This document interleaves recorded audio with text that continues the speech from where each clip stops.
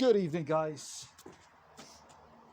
Well, I've been figuratively murdering some wood today with my 285 CD Husky. That thing is just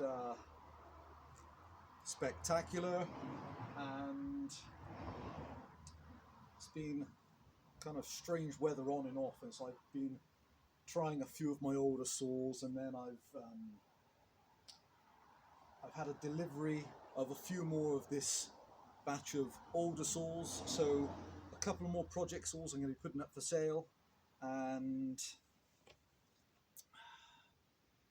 almost don't want to part with this one either. So this one was taken from my other workshop and has been a project on the go for a little while, and I'd say she's kind of 95% complete now.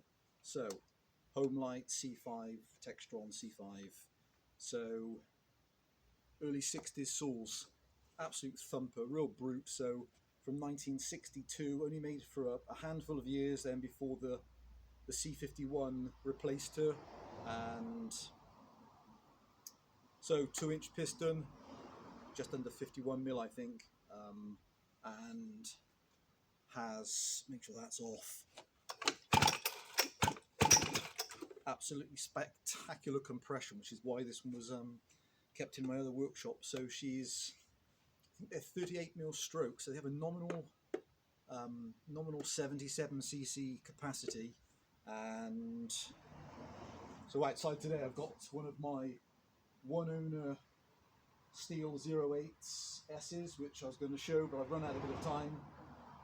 Again, 60s saw, 56cc, 60s saw, 77cc, then my Husky, which is just beautiful, 85, and then in the back is one of my 60142s, 106cc West German saw, and haven't had a chance to run her today, but I was hoping to run her later on. But so these girls can run up to, I think on paper, up to a 30-inch bar, although one collector in America has run one with a 36, but I'm pretty sure, looking at the pictures, he's calling it a 51, but I think it's in fact it looks like the 91, in fact the 71, because of the colours on the saw.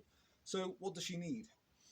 What has she got left to finish? So what's she currently rigged up with then? So she's got a genuine period multi-fitment Oregon nose wheel guide bar. She's running a Excellent Life. My favourite chain on all my old engines by a mile is a period steel 404 full chisel chain, just spectacular, and all original nuts and bolts all the way around as far as I can tell, and was missing a starter cup. The starter cup was a bit worn, and so the dogs on this is just like the early 08s, 07s, a whole host of them, like the Danon 110s, 125s, and etc., and a raft of steel and Pioneer saws uses the friction washer assembly. And so because that hadn't been changed and he'd been trying to pull it over, it has just cleaned the inside of the grooves of the cup. But I had a mint replacement cup for this when it was fitted, whenever that was. A starter rebuild assembly with the correct washers, so all perfect. I put this chain on, which I think was from one of my other C51 setups, but it's mint. Might need sharpening, but the chain's excellent. What has she got left to finish off to make her complete? So she's missing a couple of other bits. She's missing the throttle lock, which can make these difficult to start, but this engine is so fresh. The piston looks unmarked to me. She has double rings. Oh! Good spark.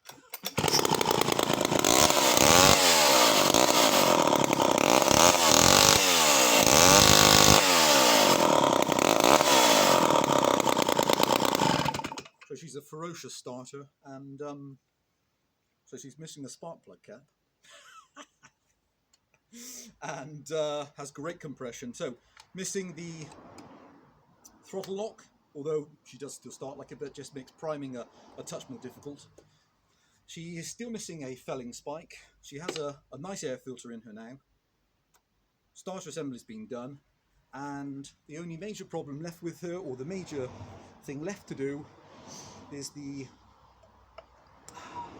starter housing, or the chain cover, which has the chain tensioner in it, has a crack all the way across underneath where the bar mounts on.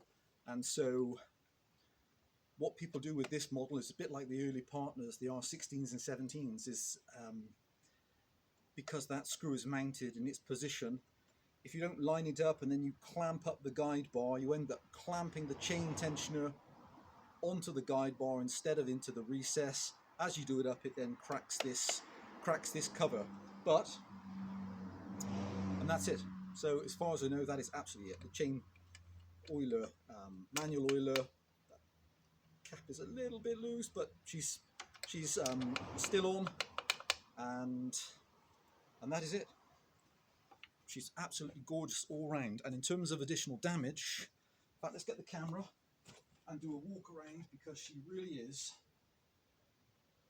a beautiful, beautiful girl. Tripping over the words, I was going to put a spark plug cap on, but I would have liked to have had an original Homelite spark plug cap, although it's probably not super important, but it would save electric shocks as well. So here's the original plate. And so this saw, I forgot to mention then, this saw is a one owner saw, and I have not put any detergent or anything on this saw, and this is how she is. So she has, in terms of damage, one vein missing here, but the main points where they go all the way around are all in excellent condition. And she's beautiful on the underside, all original, correct American threaded screws, correct headed screws all the way around.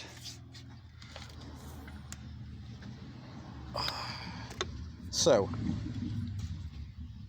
this is a little bit loose, the manual oiler, but okay, that's that. Spark plug cap, okay, missing. Excellent spark, excellent original exhaust, and a bit harder than I thought, one-handed again, guys. Here we go. And there's the crack on the underside, which I've been meaning to get or taken to have welded. I just haven't got round to it yet. Clutch drum is excellent, by the way. Has both felling both guide plates, and they're in excellent condition. This is the steel full chisel chain, period chain, beautiful looking chain. Gorgeous original Oregon guide bar nose wheel. And the fuel tank at the front, and the correct bolts for the handle. There she is. So she's completely original all the way around.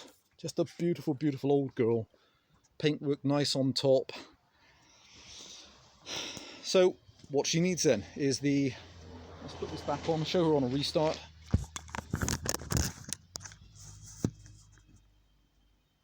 Hopefully a restart with no electric shock this time. It's right where you expect to go for the throttle lock. So depends how people feel. If people don't, I guess you could always pull it off. Perhaps I'll put one on, but I don't have a period Homelite rubber cap which has a slightly bigger opening for the HT lead, but yeah, or maybe I'll leave it as it is. Okay, kill switch.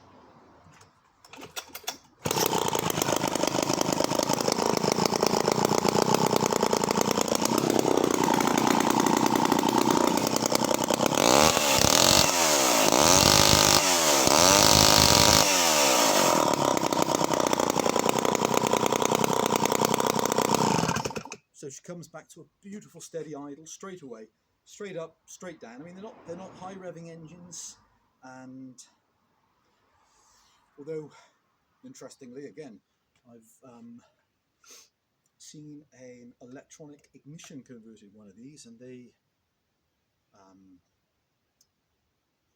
rev harder. So I don't know how much longer that would last, mine in that state. But so these rev up, I think, to around the 6,500. Although I've never put my electric tachometer on one of these, which would be interesting.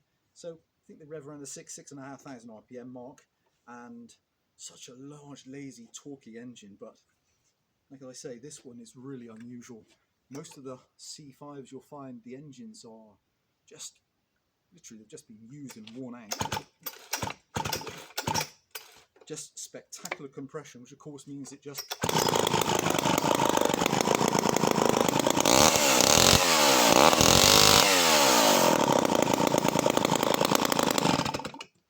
starts effortlessly. Just absolutely beautiful. Okay guys, any questions, please just ask. That's my beautiful Homelite C5, making room for some other projects, so just be aware. Cracking the side cover, which actually carries the tensioner, otherwise I'd obviously, so she's one owner, I've never cut with her, never put her in wood, and then when he damaged this, he hasn't cut with her either, and so then she's just been hung in my other workshop, a thing of absolute beauty. But hopefully an amazing project sort of for somebody there, with really, in terms of jobs to do, really so minor. Throttle lock, and the frustration about the throttle lock is I'm pretty sure I bought a throttle lock for this handle, but in the transition I can't see that. But if I find that, that'll be included as well. So throttle lock, cracking the side cover, and I guess if you wanted it to be perfect, it'd be nice to put on the original felling spike, and there you go, she's complete. Guys, stay safe. Thanks for watching. Bye for now.